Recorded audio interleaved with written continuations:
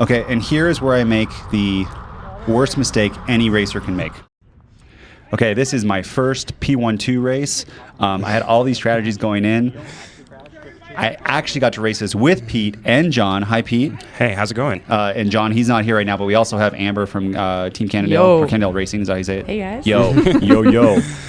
Well, we had a legit pro in here, Iman Lucas. Yep. And he is about my size, but lives in Belgium to race. Yeah. And if I hear that, I think, like, big power, like, flats, just destroy people. And that changed everything. And so what I thought, and I did the wrong strategy, but I thought I need to get on his wheel if he goes for a breakaway. And that's kind of, that changed, that's just the only thing I tried to do. Yeah, but that's when big horsepower riders are in a race, it's a good way to kind of focus your race strategy, right? Definitely. I mean, we've talked about the balance of power in a peloton before, and if there's one person in there who's got a lot of power, it's probably a good thing to be near them. So the part that I didn't think about is that Mike's Bikes is also in here with 5 riders. They have crazy horsepower too and crazy sprinters, and they were racing against him exactly. So they were trying to counter him, and they would not let him go away. So even though how strong he was, having 5 really strong riders, one of them being Chris Reichert, who's got a 395 FTP at 155 pounds, can pull that back with the team. Yeah. And that's what I think that's my biggest mistake is that tired me out a ton during this race. And them racing against him made our races much harder if we were keying off Eamon. Then right, because it was like racing against you. Exactly. It's like racing against Mike's Bikes. Everything you're doing, Mike's Bikes is covering or counterattacking. So it was a hard race. We're about 3 minutes into the race, and you can see how Nate is staying on the sheltered side of the course. This is also where it's pretty easy to hold position and follow the big riders and pay attention to who's on the front of the race. So 3 minutes into your first P12 race, how are you feeling? I was surprisingly it wasn't that hard, and actually the cornering too wasn't as fast as I thought it would be. Mm-hmm. Like, I mean, honestly, it was sometimes I had the 3s and the 4 or 5s go faster through that corner than the P12s. Besides on the breakaway lap, but yeah, and that's what John said too. Yeah, so blew our minds. Yeah, I know. Maybe P12 isn't where it's at for the cornering. Well, maybe just for this one.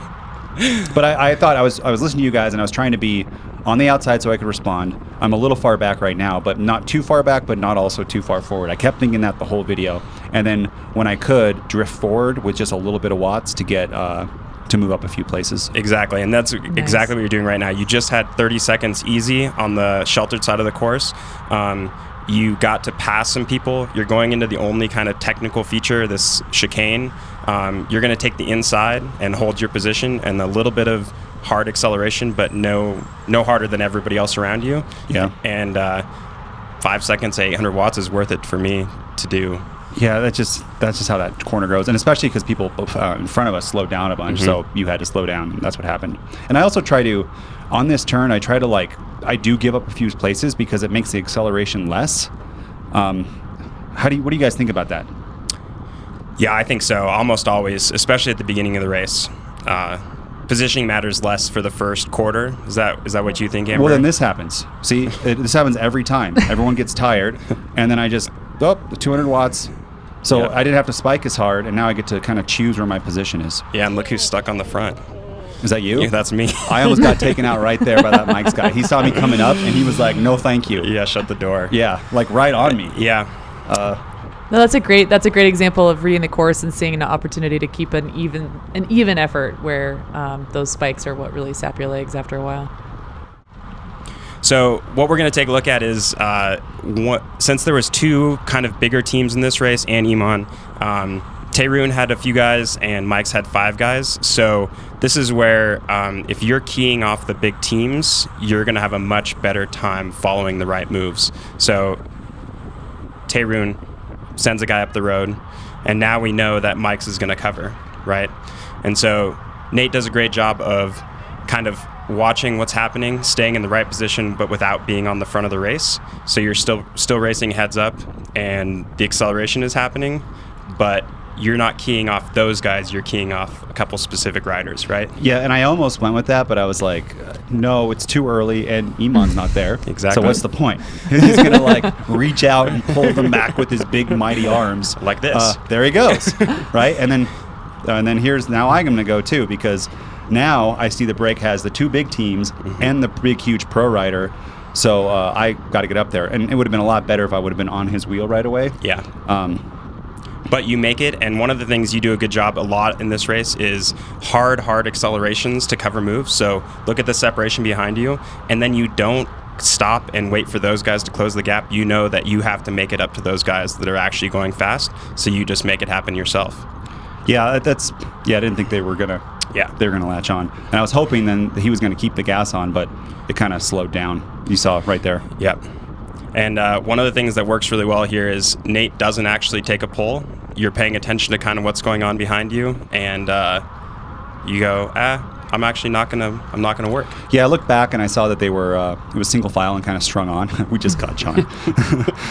But yeah, and I thought there was no point, right? If there was separation, then I would have really tried to go all in. But that little cover move was like 800 watts over 20 seconds. That's awesome. That was awesome. I could have been on the wheel. That would have been a lot less, but yeah. But now since you didn't work, you aren't tired for this counter that just happened. So me and another Mike's rider went right through you guys. But look, you didn't have to work in your 10th wheel. Yeah. Right, you slotted right back into the draft there. Yeah, so that's ideal where you're playing the front of the race, but you don't actually use any energy. So that was awesome. I think that's kind of one of the good takeaways here is that you always were following the right people and not actually using extra energy to do it. Thanks. So the race has been really hard up to this point. There's kind of been non-stop attacks. It's been strung out single file, but you're still racing super heads up. You can see the front of the race. You've been positioning really well, and we can kind of see how the race is starting to unfold. There's a breakaway up the road. I may be a little, I don't know, am I too far forward right now?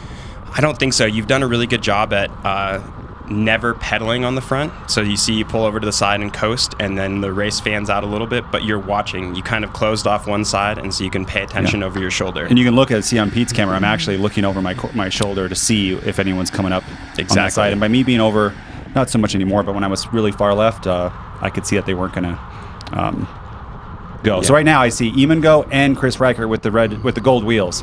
Yep. Those are two people I need to follow. That's why I dropped some people. That was cool. Yeah, the real acceleration. And then this is my favorite part. You already had momentum, and so instead of braking into the back of them, you know the brakes up the road. You're going to take your momentum into the technical part of the course where everybody has to put down power. You take the corner really well.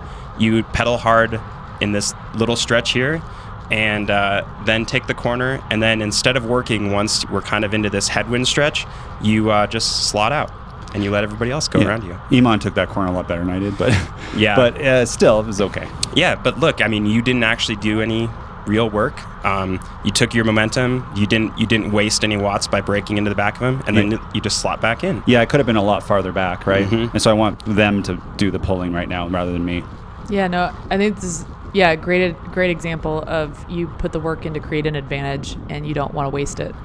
And then, so this is my favorite part. So now that you just did a bunch of things right in a row, now you're going to be ready for the next attack, right? So you're not tired. You just followed the technical moves through the technical part of the course. So now you're ready for the power that's actually going to come down. Look at Iman. I see him, and he's looking. Oh, no, that's not that part. No, so now, but what you do is there's a free ride in front of you. Mike's Bikes is attacking. I think that's Chris Reichert. Taeroon is another big team, and he's right in front of you. So all you have to do is follow the wheel. And this is a lot easier. Look at this. This is 400, 500 watts rather than 800 for 20 seconds time before. Now I'm at 300 and just getting a ride up there. Right. And if I could be with, if it's us three, that's ideal, right? The two big teams and me. Yep. That'd be amazing. Exactly. And Eamon has to work to bring this back. Yeah, even though he's a strong rider, going back to what we were saying at the very beginning, he's a very strong rider. He's got great absolute power, which is important on a course like this. But it doesn't matter how strong you are if there's an entire team. It's really hard for one person to be stronger than 5 or 6 people, especially at this level. So you've got one jersey from each of the bigger teams that are represented here. That's neutralizing a lot of power in the peloton behind you, and it's giving you a great advantage. So, yeah, this was definitely a move that you needed to follow. So I'm impressed with this. So Chris knows that he has to keep the pressure on through the technical part of the course. And this is him trying to forge this breakaway. He knows that Eamon is chasing because he has the other big team with him, and it's really up to Eamon to shut this down. So he keeps the pressure on through the corner, which he takes super well. And so it's more work for the field back in the field. And he doesn't let up until he really shuts it down.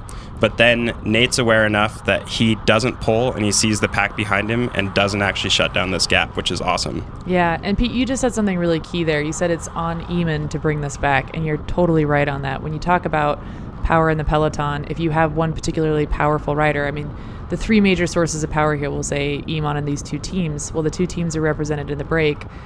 Eamon is the one that missed it. It's on him. So if it were Eamon and one of these teams, and the second team had missed it, it would be on that team to chase it. So if you're a person that's in the peloton and you're not on one of the more powerful teams and you're not one of the more powerful riders, you can kind of play a poker face here and wait for the person who has the power, the team that has the power, to take over the chase, because it is their responsibility to do so. Yeah, and I think that's pretty ideal. Nate got the free ride, didn't have to work, and wasn't worried because either they were going to bring him back or he made the break. Yeah, so exactly. It's perfect. So I think this is kind of the crux of the race, where Nate knows who to cover and exactly what's happening. He's been doing it all race. He's still in this great position where he's 4 or 5 wheels from the front, behind the power players or the high horsepower riders that we've been talking about. That's Eamon in front of me with the giant legs. Yeah, those are Can big. you tell he lives in Belgium? But so we've kind of made it to the race has still been super hard. And now what are you thinking, Nate? I'm thinking still, got to get in a breakaway with this dude, this giant draft of a man in front of me.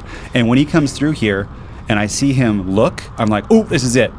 And I try to respond as quickly as I could. He's still got like a pop on me. This Mike's bike guy comes and I'm like, should I slot into him? And I said, nope, I'm going to do it myself.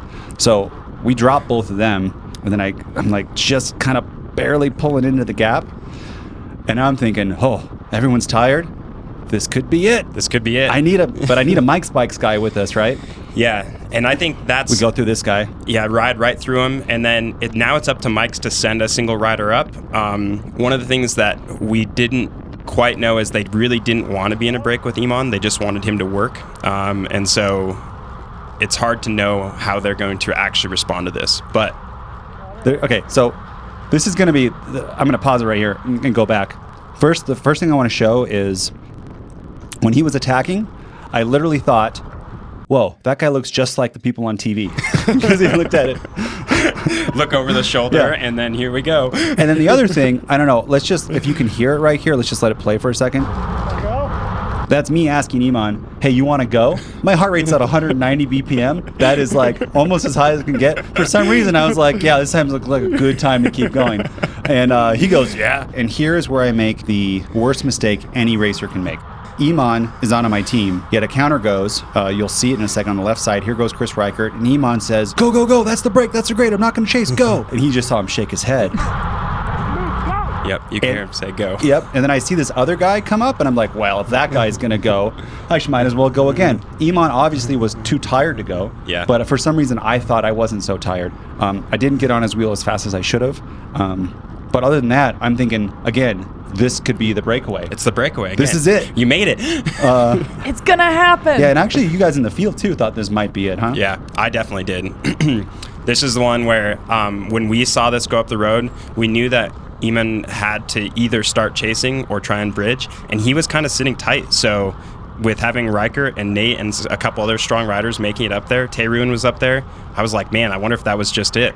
But I started to die here. So you could probably hear on the camera, but I started to cough. I almost killed myself right there in the curb.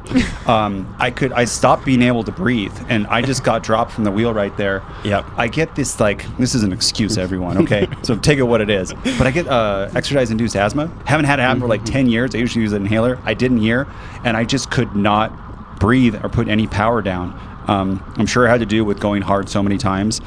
Luckily they slowed down a little bit, and I kind of latched back on. But I am full in, trying to breathe to stay on, thinking in my head like, okay, now we've got everybody. Yep. Like there's no chance we're getting caught. I just have to stay on. And you're just dangling. You're like not quite on the wheel, Yeah. like putting out a little more power. Look at my power. dangling. I'm 58, but then I think someone pulls off and they're like, no, we're going to accelerate, bro. I was thinking right then, oh, it's going to be good, but then it started kicking up to 400 watts in the draft into a headwind, and I think that's because someone just pulled off and they switched, and they got a little too excited and went fast. So this makes it really... my power should be pretty smooth here, but it keeps going on and off, which eventually kicks me out of here. Yeah, 500 watts in the draft is... Yeah, on a single pace line, like there's no reason we need to accelerate that Right. fast. Well, and this is a perfect illustration of when we talk about when you're riding a breakaway, accelerating really hard on the front.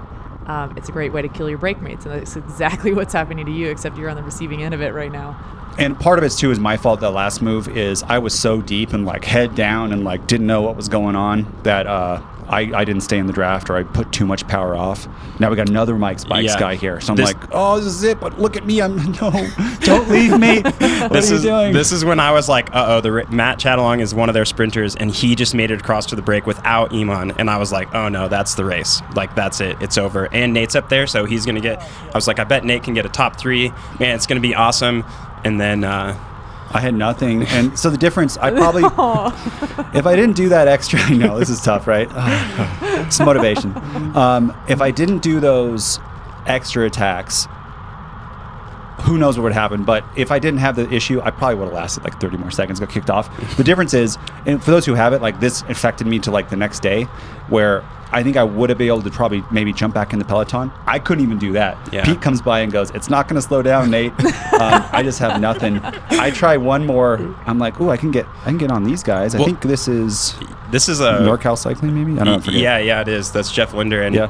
the fact that it took them 30 seconds to catch you, and you still can't really see the field behind you. Yeah, we had a gap, right? You guys had a It's gap. a big gap. I really wish that I. Yeah. Yeah. You know, you wish you could do things over again. Yeah. I wish I hadn't gone on those earlier moves and I could have worked in that breakaway. But yeah, I couldn't go with them. And then this group comes by and I just try my best and pull over. Well, establishing the breakaway is always the hardest part of a breakaway. That's when you have to throw down the most power for the longest just to establish the gap. And probably at some point after you dropped off the back of it, they settled into a better rhythm, I would guess. And it's just a good... Probably 5 seconds after. Right. And that's the thing with bike racing is those key selections, it's a matter of seconds. And so saving a little bit of energy on the front end of the race by being smarter about what you're covering, how you're using your energy, how you're cornering, those things add up so that when you're in that crux 5 to 10 seconds that are going to make or break your race, you've got the gas to go. I think my biggest problem was covering the real pro cyclists. I was in over my head. And covering like a Cat 2 or Cat 1 cyclist, still very, very hard, but it's not the same. The watts were like a 400 watt different. Well, the other... and that dug me in a big hole. Yeah, absolutely. And the other thing is when you have one pro in the race, everyone is looking at that pro. And Pete mentioned this earlier. Mike Spikes wasn't really interested in working a break with him. What they wanted to do was to get him to work, which means that you have one of the biggest teams trying to antagonize this professional rider into doing more work. And if you're following that pro rider, guess what you're also doing? Yes. All the work that Mike Spikes is trying to get him to do, right? So it's an interesting dynamic that often happens if you have, for example, one really strong team that shows up, or one, especially when it's one really strong rider and people are kind of afraid of them, and you have multiple teams that can try to make them work. That's something to keep an eye out for and to keep in mind. To be smart, like I should have gone with all the counters against Iman, and maybe Yes. even halfway through the race, because in my brain now in hindsight, you're like, well, this guy's not going to be tired in the first half of the race. He's going to be able to pull down or shut down anything. Yep. Anyways, Pros are human it too. was fun first P1-2 Yeah, race. it Learned was a lot. awesome. Got to put some power out, but also I'm about to get dropped here hard. I can't even sit on the back of this field. No, but I think... It's all money in the bank. Yeah, exactly. And you did a lot of things really, really well. Man, that positioning was awesome. And knowing who to follow and when to follow them. I mean, our plan of attack was executed perfectly. We just didn't quite have the right plan of attack. That's right. Bye, everybody. There they go. Shoot. Well, cool. This was fun. I'm glad that we got to race the same race, Nate. I am. We get to Really race the cool. same race again. Probably week. by the time this comes out, you'll see another race with us together. It'd be nice to me. Yeah, we'll see what we can do. Great. Thank you, Amber and Pete. Yeah, of course. Nice job, Nate. Anytime. Thanks, sort of. Okay, we're going to go over now in our performance analytics feature here on Trainer Road a couple of the attacks to show you why I popped, other than my big old excuse. This first one, let's zoom in here. This is that backside of the course, or actually it's the by the start finish. This is that first Emon attack. And it was more decent. For 28 seconds, it was 802 average watts with a little 1,000 watt spike in order to get up to it. Yeah, and look at your speed. I think that's important. You're starting at 32, or you hit 35 miles an hour in an attack, which almost nobody can cover that. So that's why you got the separation. And I'm almost sure that was all seated too. I'm not sure if we can look at it. I don't really remember if it was on someone else's camera, but. I think actually, that's a really great skill to have, and one that is a good one to train. Just when you're out training on your own, is practice attacking seated as well as standing. Because if you can get a really quick acceleration seated, we like to call that ghost speed, because your body language isn't betraying the fact that you're accelerating so strongly, and it's kind of a fun, sneaky way to create separation sometimes. But just as a little side note, but this kind of power is the kind of power that it'll blow a gap open real quick. And this is the second one with Chris Reichert. He was with the gold wheels. Again, 14 seconds with 922 with a peak of 1100. And I did get out of the saddle for this one a little bit slower. But if you look in here, it was a different part of the course. It was up the hill. Yeah. Yeah. I mean, it's not a really big hill, but it's a hill for me. I did not know it was a hill till you told me it was a hill. But that also saps it out of the legs. And then so now we're going to go into the end of the video where I covered Emon, and then there was a counter after that. So that was 20 seconds at 809. But then if you get out just a little bit, so here's that 809, you can see here's the counter attack where I get a little bit of a rest, but then I went really hard again. And then here's me trying to bridge up over and over again, and look at my little spikes. They go down and down and down and down. Yeah. And I would like to see this actually too in a breakaway to be much more like, especially because I never took a pull, to be much more steady, right? Mm-hmm. Like, and that for everyone that wants a breakaway to succeed, the steadier the pulls are, or if you want to go faster, you ramp it up slowly, or just take a longer pull. Yep. That will make your breakaway succeed. If it's last couple laps and you don't want it, you want to tire everybody out, this is the way to do it. This is the way to do it, so that their power file looks like that. Well, at this point too, you were really tired, and there were a few times where you were just losing focus in ways that were, you were losing wheels or opening gaps that you didn't necessarily need to. Yes. But that just goes back to that cognitive load. And so fueling for races, toward the end of a race, you still need to have some brain power to focus, and so that you're not making those little mistakes that can cost you too. And I think you can see that a little bit here. Yeah, and that's a lot of that too is my own fault for just being tired, and I wasn't keeping the wheels as much as I could. So that's a lot of those spikes. Well, thanks guys. Yeah, of course. That was really fun. I'm excited to race again. That was fun. That was a great race. Yeah, thank you. Till the next one. Yeah. We learned a lot. It's great. I'm Nate. And I'm Pete. If you like this video, make sure you give it a thumbs up. If you didn't like it, give it a thumbs down. If you would have done something differently than we did, let us know in the comments below. If you want to see more of these videos, make sure you subscribe. And then if you want to become a faster cyclist and put more power out, make sure you go to trainerroad.com.